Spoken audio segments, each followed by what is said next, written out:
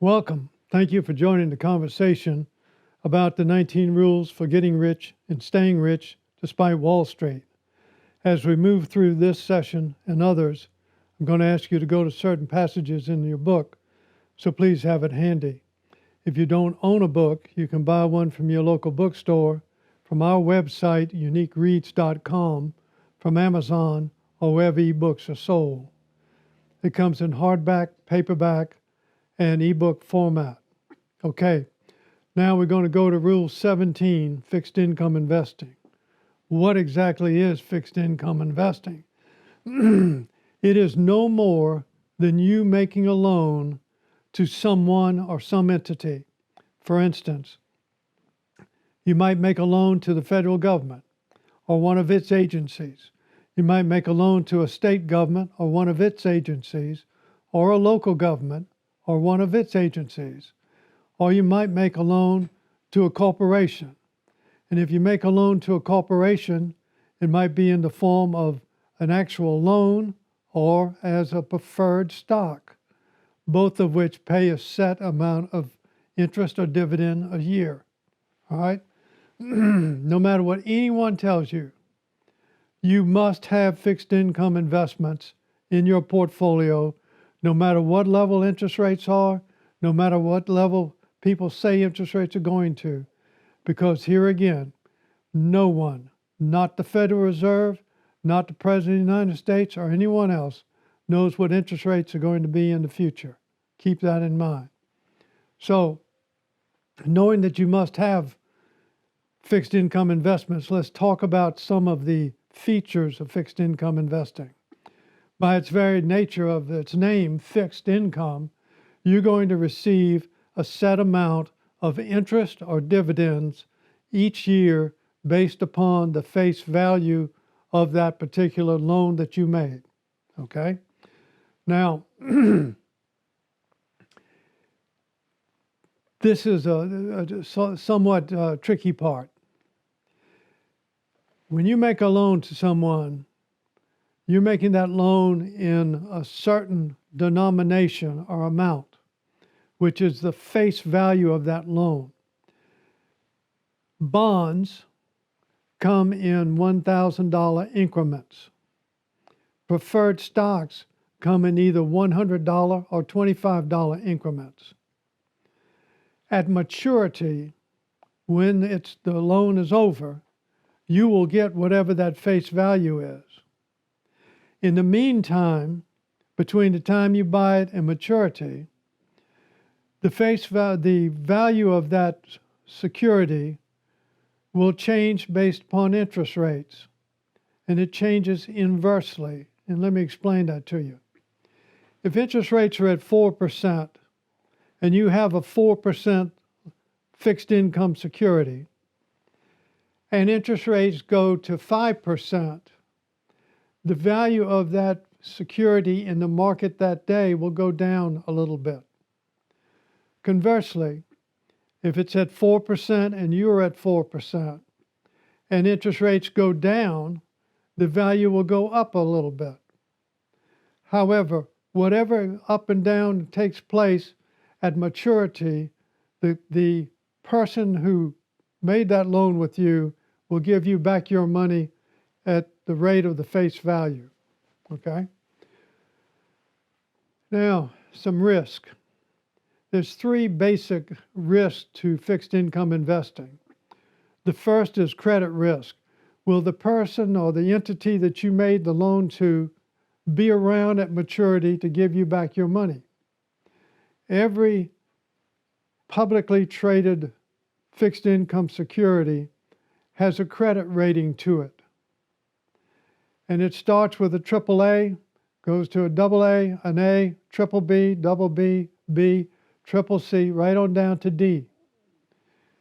Investment grade is considered triple A down to triple B minus. Everything below triple B minus is considered non-investment grade, and the slang term is junk, and there's a reason it's called that. Okay? So, we recommend that you stick with the triple A down to triple B minus.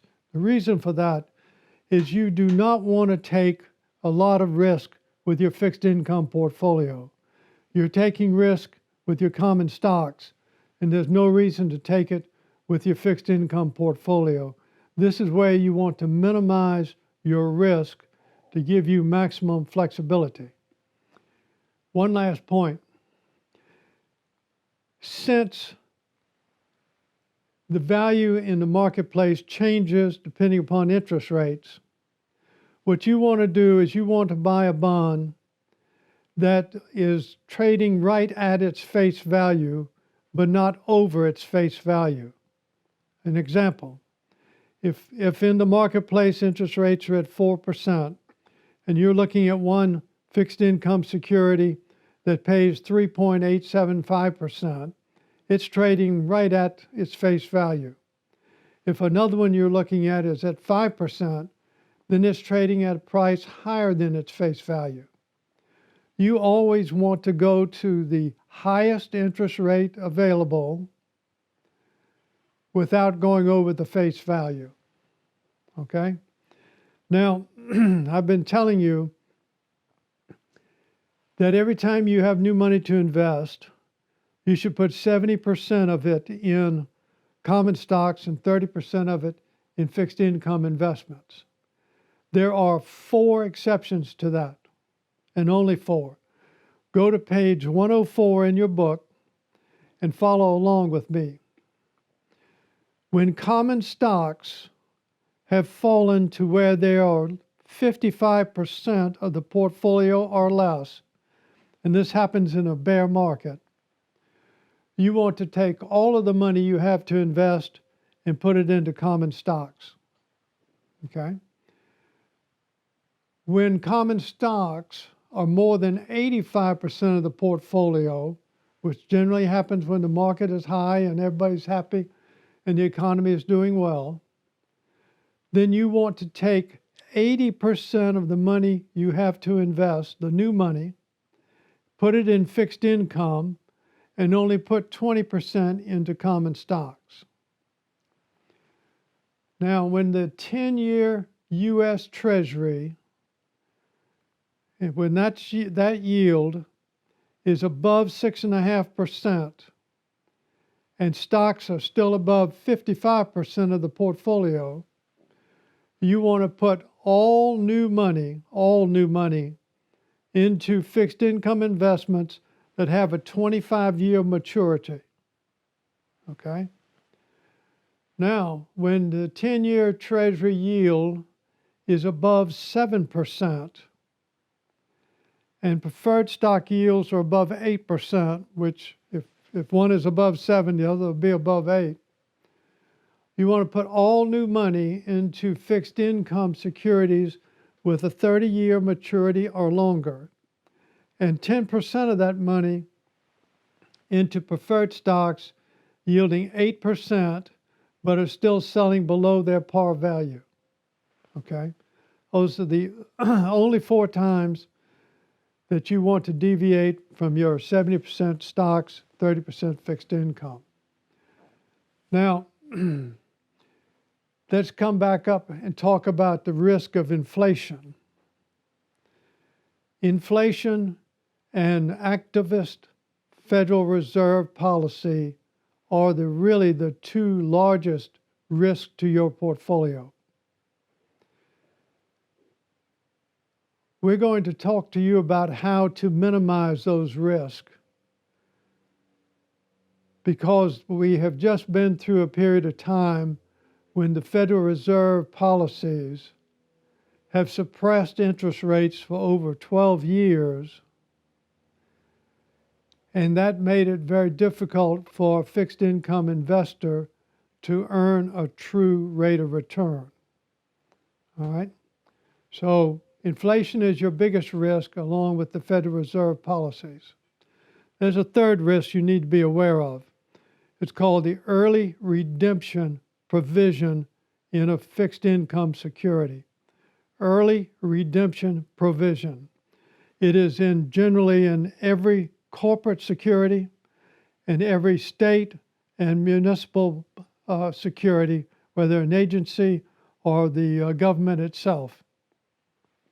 What this means is that if you make a loan to a corporation or to a state or local government, and you expect to get 5% interest for 10 years, if it has an early redemption provision, it means that after 5 years, they can say, well, we want to give you back your money and you give us back our security. They don't do this when interest rates have gone up. They do it a lot when interest rates have gone down and they can refinance at a lower interest rate.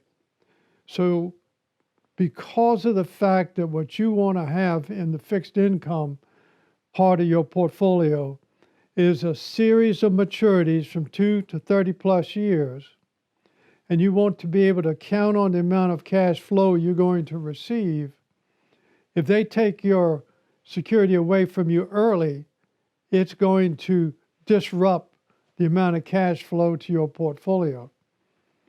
So you need to be aware of that early redemption provision. All right.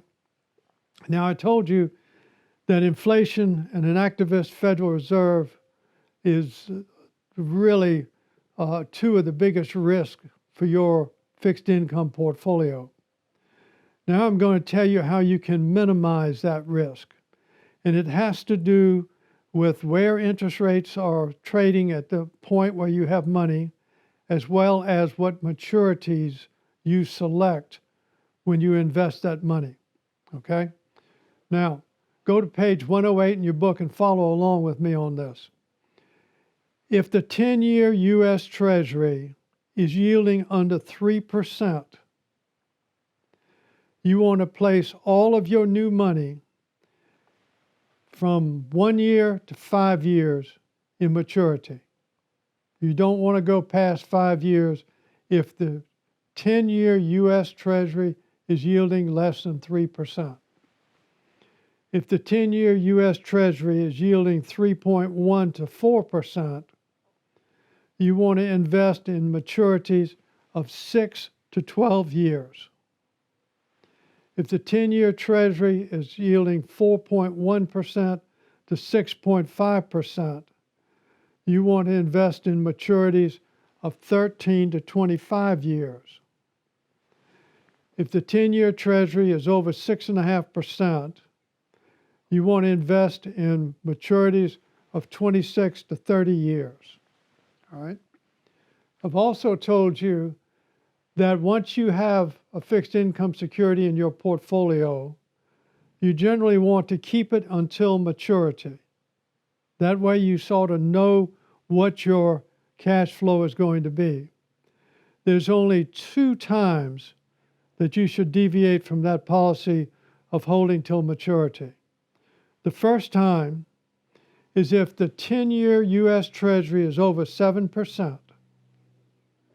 You want to look at what bonds and preferred you have coming due and maturing in years 1 through 3. You want to sell those in the maturities of 1 to 3 and put all of that money into 30-year fixed income securities. All right? The only other time that you want to sell a fixed income security rather than hold to maturity is if a corporate bond or a state bond or a local bond or preferred stock falls in value below BBB minus. If that happens, sell it and reinvest the money in an investment grade security with the same maturity. Those are the only 2 times. Now I'm going to give you something that you can debate with your friends. Corporate bonds, corporate preferred stocks, and governmental entities are what you should be buying. I like to stay with corporate securities in the maturities of 1 to 5 years, and I always check for my early redemption feature, but usually in that time frame, I can avoid the early redemption feature. For longer than 5 years, I personally invest in U.S. Treasuries, and that means I'm giving up some interest, but I invest in U.S. Treasuries because they do not have an early redemption provision. So I know if I'm going to get 5% for 20 years or 25 years, I will get 5% for 20 or 25 years. And I don't have the risk of finding out 6 or 5 or 10 years from now that it has been called away from me. Okay? This particular strategy, built in our 19 rules total return strategy, is specifically designed to minimize risk in this portion of the portfolio. Next session, we're going to go through part 1 of Rule 18, which is equity investing. Thanks for being here, and I look forward to seeing you in the next session.